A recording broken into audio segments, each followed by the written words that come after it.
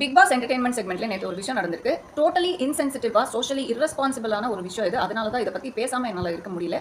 நம்ம தல அஜித் குமார் சார் ரோல்ல சிவா இருக்காங்க, த்ரிஷா மேம் ரோல்ல சௌந்தர்யா இருக்காங்க. சௌந்தர்யா வந்து அஜித் சாரை கலாய்க்கிறாங்க.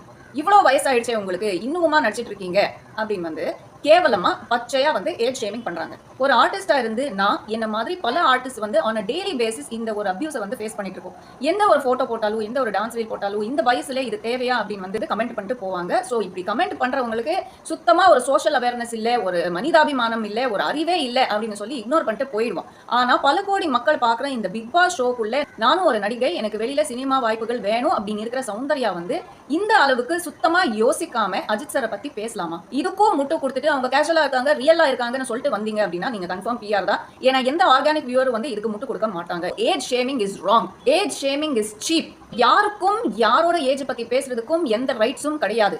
எஸ்பெஷலி செல்ஃப் மேட் மேனா இருந்த நம்ம அஜித் குமார் சார் வந்து இன்னைக்கு இண்டஸ்ட்ரியை லீட் பண்ற ஒரு லெஜெண்டா இருக்காரு. அது மட்டும் இல்லாம ஒரு வண்டர்ஃபுல் ஹியூமன் பீயிங்கா அவங்க வந்து பல பேருக்கு வந்து உதவி செஞ்சிருக்காங்க. எல்லாம் தெரிஞ்சும் சௌந்தர்யா உள்ள அஜித் சாருக்கு இந்த அளவுக்கு அவமானம் செஞ்சது என்னால ஒத்துக்கவே முடியல.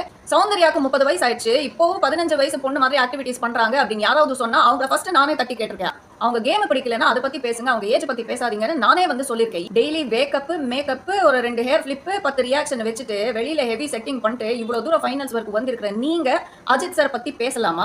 வேல்யூஸ் இல்ல, ரெஸ்பெக்ட் இல்ல, ஃப்ரெண்ட்ஷிப்புக்கு நன்றி இல்ல, புள்ளி பண்றீங்க, மார்க் பண்றீங்க, பாடி ஷேம் பண்றீங்க, ஏஜ் ஷேமிங் பண்றீங்க. பிஆர் இல்லாம எப்படிதான் மேல வருது அப்படின்னு வந்து நீங்களே கன்ஃபேஸ் பண்ணதுக்கு அப்புறமாவும் பிக் பாஸ் வீட்டுக்குள்ள வச்சுக்கிட்டு கொஞ்சிட்டு இருக்காங்க.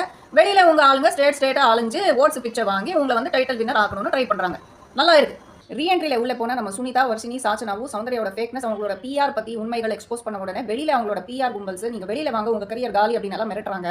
இப்படி இருக்கும்போது சௌந்தர்யா அஜித் சார் பத்தி பேசின விஷயங்களுக்கு அவங்க மன்னிப்பு மட்டும் கேட்கல அப்படின்னா உங்ககிட்ட அதே டயலாக் சொல்ல போறாங்க, பாத்துக்கோங்க.